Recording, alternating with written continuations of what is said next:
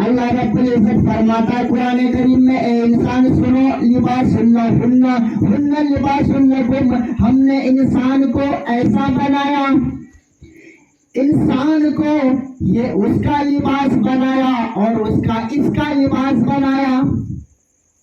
کیا مطلب؟ اللہ نے مرد کو عورت کا لباس بنا دیا اور عورت کو مرد کا لباس بنا دیا، ایک دوسرے کا لباس بنایا۔ پھر اللہ نے کہا قرآن کریم کے اندر، میں نے جوڑا جوڑا بنایا تمہیں۔ جب اللہ نے جوڑا جوڑا بنایا، آدم علیہ السلام کو ایک پتلا سے پیدا کیا، پیدا کرنے کے بعد پھر اسے جنت میں حضرت حوا سے شادی کروائی۔ جب شادی کروائی، وہاں سے شروع ہو جاتا ہے شادی کا میدان اور شادی کی محفل اور شادی کا میانہ اور شادی کا معاملہ۔ تو آدم علیہ السلام کو حضرت حوا سے شادی ہوتی ہے، اب وہیں سے شروع ہے شادی کا معاملہ۔ شادی کرنے سے انسان ایک یہ ہوتا ہے کہ گناہ سے بچ جاتا ہے، لیکن شادی ہونے سے پہلے انسان کو آدھا ایمان ہوتا ہے، آدھا ایمان جب شادی ہو جاتی ہے اسے پورے مکمل ایمان ہوتا ہے۔ تو کیا شادی کرنے کے لیے اور کروانے کے لیے ہر انسان کو ضروری ہے؟ اگر ہم اس چیز کو نہیں دیکھیں گے تو یہ قوم گمراہ اور برباد ہو جائے گی۔ اگر شادی کا معاملہ نہیں ہوتا، انسان جانور بن جاتا، حیوان بن جاتا، درندہ اور پرندہ بن جاتا، بیکار بن جاتا، نحوست میں آ جاتا۔ اس لیے کہ انسان جب شادی نہیں کرتا انسان برباد ہو جاتا۔ اسی طرح سے ہمارے پیغمبر علیہ السلام نے 11 شادی فرمائی۔ 11 شادی فرمانے کے بعد یہ کہا، دیکھو اور میری بھی 4 بیٹیاں ہیں اور ہم نے 4 بیٹیوں کی بھی شادی فرمائی۔ تو ہمارے پیغمبر علیہ السلام شادی کا معاملہ نکالا، شادی کا طریقہ فرمایا اور یہ کہا کہ جنہوں نے نکاح کیا مجھ میں سے ہے، ہم میں سے ہے، اور جنہوں نے نکاح کرنے سے منہ پھیرا وہ مجھ میں سے نہیں ہے۔ فلیس منی، مجھ میں سے ہرگز نہیں ہے، تھوڑا سا بھی نہیں ہے، ذرہ سا بھی نہیں ہے، ہلکا سا بھی نہیں ہے، اور جنہوں نے نکاح کیا وہ مجھ میں سے ہے۔ اور اللہ کے رسول فرماتے ہیں نکاح کرنا میرا اصول ہے، میرا طریقہ ہے، میرا ضابطہ ہے اور میرا فرمان ہے، اور جنہوں نے اس فرمان سے منہ موڑا، منہ کو گھمایا، اور وہ مجھ میں سے نہیں ہے۔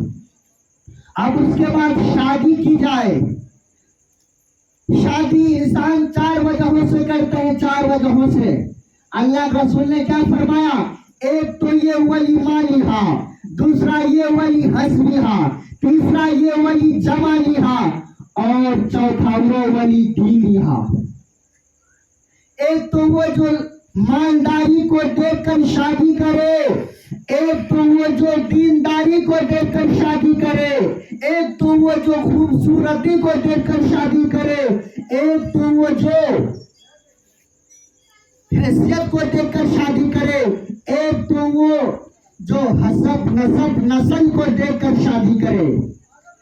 ان 4 چیزوں میں سے بہتر یہ ہے ولی دینہا، جس کے پاس دینداری ہو شادی کر دو، کیونکہ دینداری پائی جا رہی ہے، دینداری میں ہر چیز آ گئی۔ اگر دینداری کو چھوڑ دیے تو برباد ہو جاؤ گے۔ اگر کسی کو معلوم یہ چلا کہ میں اپنی بیٹی کو شادی کرانے کے لیے جا رہا ہوں، لڑکا دیندار ہے تو ٹھیک ہے، یا کوئی یہ کہے میرا لڑکا ہے اور لڑکی کو شادی کرانے کے لیے جا رہا ہوں، لڑکا ان کا ہے اور رشتہ تلاش رہا ہے لڑکی، معلوم یہ چلا لڑکی میں دینداری ہے مگر اس کے پاس مالداری نہیں ہے، دولت نہیں ہے، اگر یہ لڑکے والے انکار کر دے تو یہ سمجھ جاؤ اس کے پاس اللہ کی لعنت برسے گی۔ کیسے نہیں برسے گی؟ کیونکہ وہ بیچاری مجبور ہے، اس کے باپ کے پاس تو پیسے نہیں ہے، پیسے نہ ہونے کی وجہ سے یہ لڑکا انکار کر گیا، زندگی بھر وہ پریشان اور حیران رہے گا۔ اس وجہ سے رہے گا کہ دولت نہ ہونے کی وجہ سے تم نے رشتہ کو توڑا۔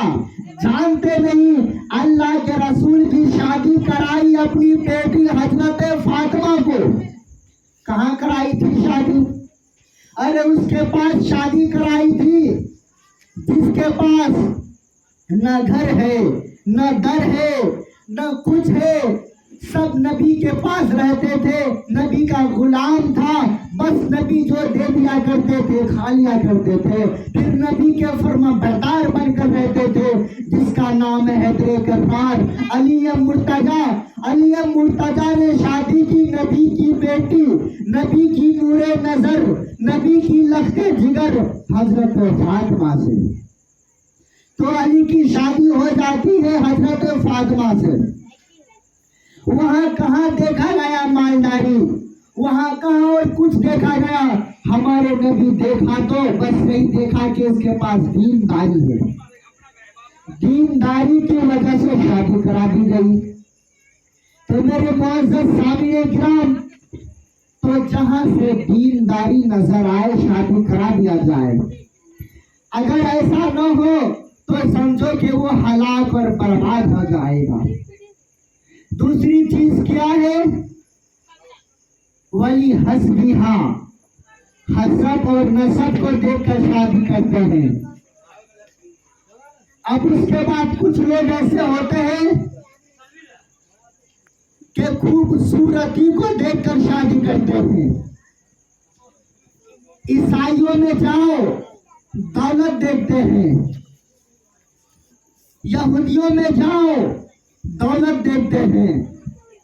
تو میرے محترم ایسا نہ ہونا چاہیے، بس اس طرح سے ہونا چاہیے کہ شادی کو عام کر دو اور شادی میں فضول خرچی بھی نہ ہو اور صحیح سلامت سے شادی ہو جائے۔ اگر ایسی شادی ہوگی تو اللہ پاک اس کی زندگی میں ہمیشہ برکت رکھے گا۔ تو میرے محترم، اللہ نے انسان کو پیدا کیا، پیدا کرنے کے بعد اس کے بیچ میں ایک شہنشاہ بطحا، تاجدار مدینہ، احمد مصطفیٰ محمد مصطفیٰ صلی اللہ علیہ وسلم کو پیدا کیا، کیونکہ اس انسان کو بتانے کے لیے محمد کافی ہے۔ تو جب ہمارے نبی سب کچھ بتا رہے ہیں، ہر چیز بتا رہے ہیں، تو ہم کیوں نہیں اس کی بات کو مانیں گے؟ اس کی بات پر ہم کیوں نہیں عمل کریں گے جس کو حدیث مبارکہ کہا گیا؟ میرے محترم، دینداری دیکھو اور شادی کر دو۔ حضرت بلال کے بارے میں آتا ہے کہ کوئلے سے بھی زیادہ کالے تھے، پورے جسم کالے کلوٹے، ایسے کالے کہ کوئلے سے بھی زیادہ کالے، لیکن اس کا رشتہ نہیں آتا تھا، کہیں سے رشتہ نہیں آ رہا ہے۔ ہمارے نبی نے اعلان کیا، اے بلال یہ بتاؤ کہ تم نے کون سا عمل کیا ہے جس عمل کرنے کی وجہ سے تمہاری جوتیوں کی آواز ہم نے سنی ہے جنت میں، اور وہ آواز ہم سے آگے آگے جا رہی ہے۔ اے بلال بتا تمہارے اندر میں کیا معاملہ ہے؟ بلال نے کہا اللہ کے رسول میں کچھ نہیں کرتا، بس اتنا ہے کہ میں بغیر وضو کا کبھی نہیں رہتا، اور وضو بنانے کے بعد میں تحیۃ الوضو کی نماز بھی پڑھ لیتا ہوں، پتہ نہیں اللہ اسی کی وجہ سے ہمیں اچھا کر دیا ہو۔ تو ہمارے پیغمبر فرماتے ہیں بس اسی وجہ سے تم جنت میں چلے گئے ہو۔ یعنی جب سنا کہ بلال کالے کلوٹے جنت اور جنت میں جانے والے اور جنت کا یہ حقدار، لوگوں نے کہا اے بلال آپ تو کالے کلوٹے ہیں لیکن میری بیٹی چاند ہے۔ ایک نے کہا کہ اس کی بیٹی دیکھ لو، اگر سمجھ میں آ جائے تو شادی کر لینا، ورنہ وہ سمجھ میں نہ آئے اس کی بیٹی تو میری بیٹی سے شادی کر لینا۔ پھر تیسرا نے کہا اس کی بھی بیٹی سمجھ میں نہ آئے मेरी बेटी से शादी कर लेना। और कहा कि अगर इसकी भी बेटी समझ में ना आए तो हमारी बेटी से शादी कर लेना। वजह क्या हुआ? इस वजह से काला कलौटा नहीं देखा गया, ये देखा गया ये तो जन्नती है, जन्नत की वजह से मेरी बेटी के साथ अच्छा मामला बरतेगा, अच्छा काम करेगा, अच्छा काम करने की वजह से ये खुद जन्नती मेरी बेटी को भी जन्नती बना देगा और उसके वजह से मैं भी जन्नती बन जाऊंगा। आया कुछ समझ में? यानी दीनदारी देखा जाए, शादी फिर तय कर दिया जाए कि कौन कहाँ होता है, नसीब चाहे जिसका जहां होता है। कि आज दो घरों का खुदा कर रहा है मिलन, कितने खुश होंगे दुल्हा और दुल्हन।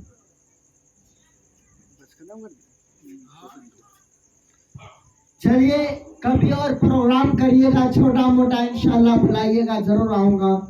हाँ वक्त भी ज्यादा है, उसके बाद क्या कहते हैं हमें भी दूर पहुंचना है, दुआ कर देते हैं।